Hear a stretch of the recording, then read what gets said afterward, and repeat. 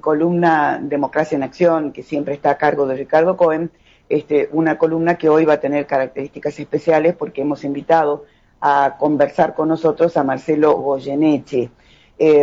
Marcelo es cineasta, docente, miembro de DOCA, Documentalistas Argentinos, y de la CTA, la Central de Trabajadores Argentinos, y Ricardo, licenciado en Ciencias Sociales, profesor de Geografía, observador electoral de la OEA 1995-2009, y ya los saludo a ambos, pero voy por el título.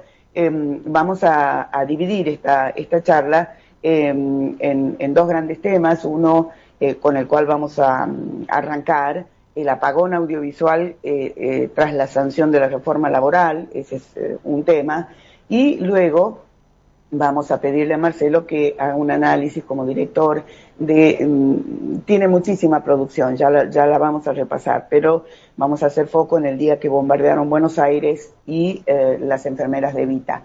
En primera instancia, hola Marcelo, bienvenido. Hola, buen día, ¿cómo andan? Hola Marcelo, buen día, un gusto de escucharte. Hola, ¿qué tal, Ricardo? ¿Cómo estás? Bien, muy bien. Bueno, muchísimas gracias. Marcelo, como miembro de DOCA, has participado activamente junto con centenares de artistas, actores, etcétera, en las advertencias de lo que que se conoció como apagón audiovisual antes de la sanción de la reforma laboral. ¿Cómo estamos ahora? Sí, está muy bien lo que señalás. Venimos advirtiendo hace bastante tiempo de las consecuencias que tienen las políticas, las no políticas públicas contra la cultura, contra la educación y contra la salud. Lamentablemente con este gobierno, que siempre fue muy claro, ¿no? Venían a hacer eso, venían a terminar de destruir aquello que todavía seguía vigente, latente.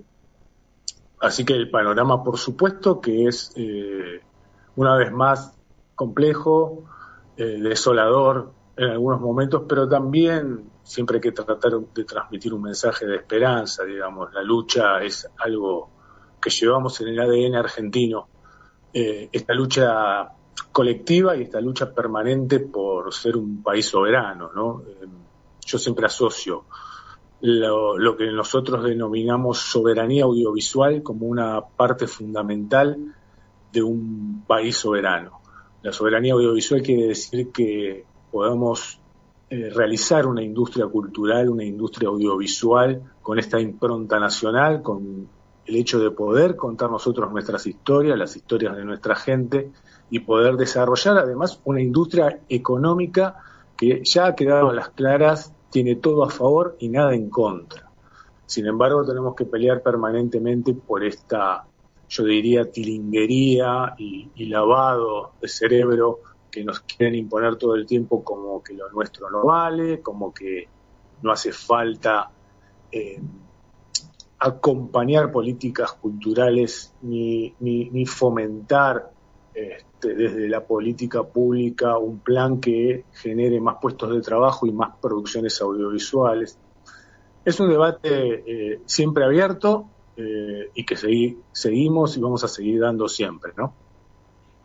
Marcelo, quería, si me permiten, antes de que Ricardo plantee una pregunta, quiero para la audiencia contextualizar un poco la información. Hay dos artículos clave, ¿no?, en esta reforma así llamada, reforma laboral 210, 211, que elimina, y me corregí si esto no es así, pero elimina el financiamiento específico del INCA y lo obliga a depender exclusivamente de los fondos que el Tesoro Nacional decida asignarle a través del presupuesto anual. Ya sabemos cuál es el futuro. Cuando desconociendo absolutamente que el INCA, bueno, como lo hace con el CONICET, ya sabemos, con todo, el INCA se financia con aportes directos, ¿no? 10% de entradas de cine, 10% de venta de DVDs, 25% de lo recaudado por servicios de radio y TV paga, ¿no? Creo que es importante tener en cuenta esto. Sí, es otro eslabón más de todo lo que está sucediendo. Es muy claro y es así como vos decís. El INCA es un ente autárquico desde el año 2002, por lo tanto, el financiamiento, todo el dinero que le entra a las arcas para fomentar la producción audiovisual tiene que ver con la recaudación no solamente de las entradas, sino de lo que se recauda por el ENACOM, que son los cableoperadores y todas las plataformas e incluso, bueno, la televisión, que generan ese dinero para sostener el fomento audiovisual. Claramente, con la reforma laboral lo que hacen es que eso desaparezca, entonces el instituto quedaría solamente dependiente de las partidas presupuestarias que quiera mandarle el Ministerio de Economía del momento, ¿no? Pero vos fíjate que, digamos, hay que destacarlo y hay que borrarlo, pero también hay que entender que la ley de cine, no se está cumpliendo tampoco. Lo que tenemos es un instituto de cine que, aunque es un ente autárquico, aunque se financia de la manera en la que lo estamos diciendo, subejecuta el presupuesto, no generando películas nuevas, sino haciendo lo que hoy está tan de moda, que es la timba financiera. Poner todo ese dinero en plazos fijos, en acciones, en bonos, y generando algo que venimos advirtiendo hace tiempo que iba a suceder. Lo que quieren, porque esto no es solamente un tema económico, es un tema cultural central, lo que ellos quieren es que el cine se reduzca solamente a un grupo de grandes productoras que concentren no solamente lo económico, sino el capital simbólico cultural, lo que se quiera transmitir a la población con películas que tengan un corte comercial, que estén pensadas con una ley del mercado. Si voy a hacer una película, tiene que ser una película, entre comillas, exitosa, que llegue a la gente, que la divierta y que la entretenga y que genere mucho trabajo. Sí. Es mucho dinero, perdón, más que trabajo. Así es, justamente sobre eso era mi pregunta. ¿Cómo estás, Marcelo? Realmente, nuevamente, muchas gracias por estar con nosotros. Mirá, yo escuché atentamente lo que vos estabas diciendo, comparto totalmente tu pensamiento. Digamos, esto a mí me parece que es parte de un plan organizado, obviamente. Esto no es una cuestión al azar, sino es toda una estructura de desguace del Estado y un desguace de la conciencia nacional fundamentalmente. Entonces la pregunta concreta sería, vinculada a lo que estás diciendo, ¿cómo ves en realidad vos la tensión existente entre el documentalismo crítico y los medios hegemónicos? Bueno, mira, Ricardo, es una lucha permanente, ¿no? Es la lucha por la supervivencia de nuestra cultura, de nuestra identidad. Va a haber una disputa siempre entre los medios hegemónicos, en el cine, en el caso del cine, entre las grandes producciones que concentran no solamente las salas, porque acá hay que hablar siempre de lo que son los canales de exhibición, que están íntimamente ligados. A nosotros nos golpean siempre con una frase que es una falacia, esta de que, bueno, el cine documental o el cine independiente no lo ve nadie. Sí.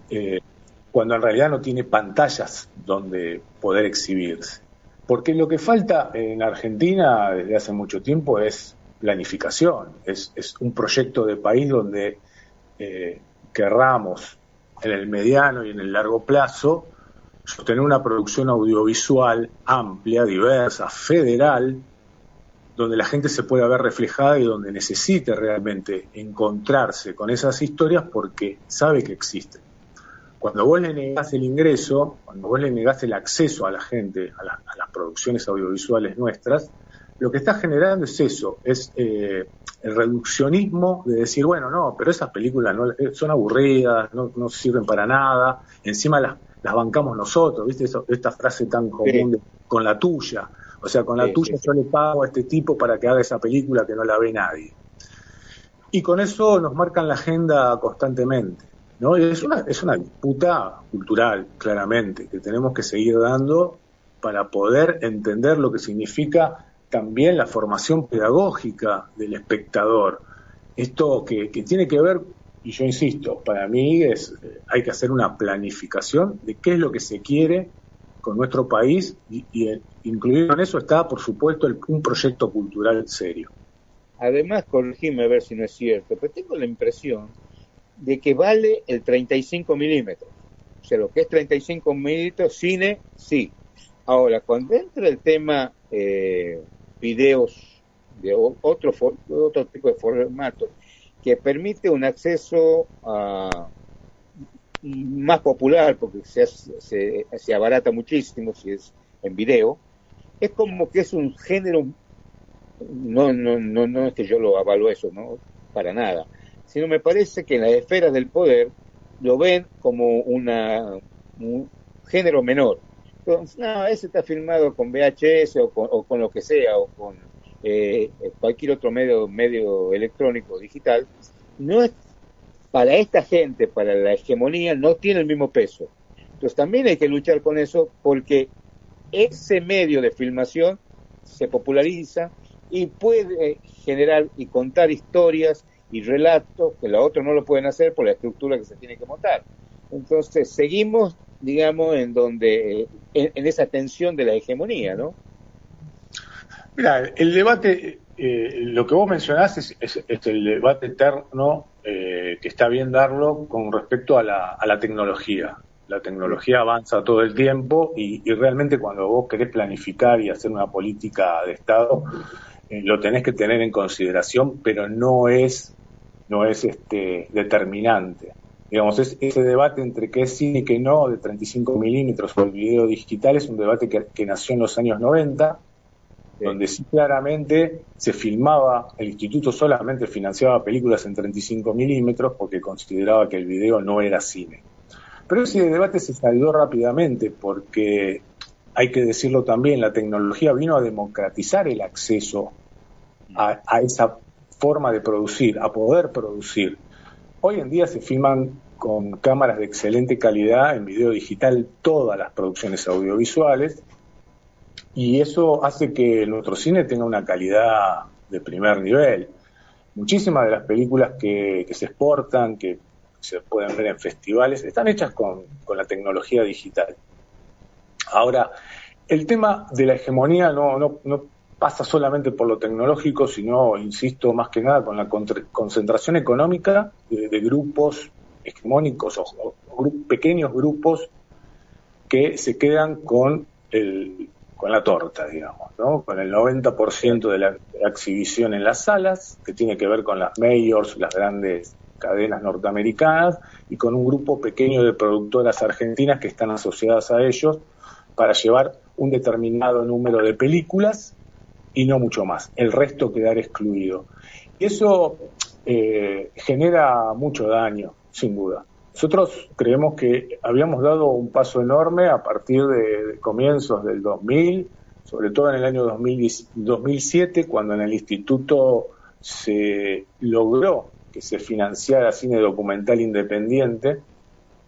Eso hizo que en los últimos 15, 20 años el 50% de la producción audiovisual argentina sea cine documental, con una calidad enorme y con una variedad de temática, desde lo regional, desde lo social, que ha quedado, yo siempre digo, hemos hecho un catálogo de nuestra historia que está ahí al alcance de cualquiera que dentro de un par de décadas quiera ponerse a investigar qué estaba pasando hoy en día en Argentina, puede ir a buscarlo en el audiovisual como una referencia cultural enorme.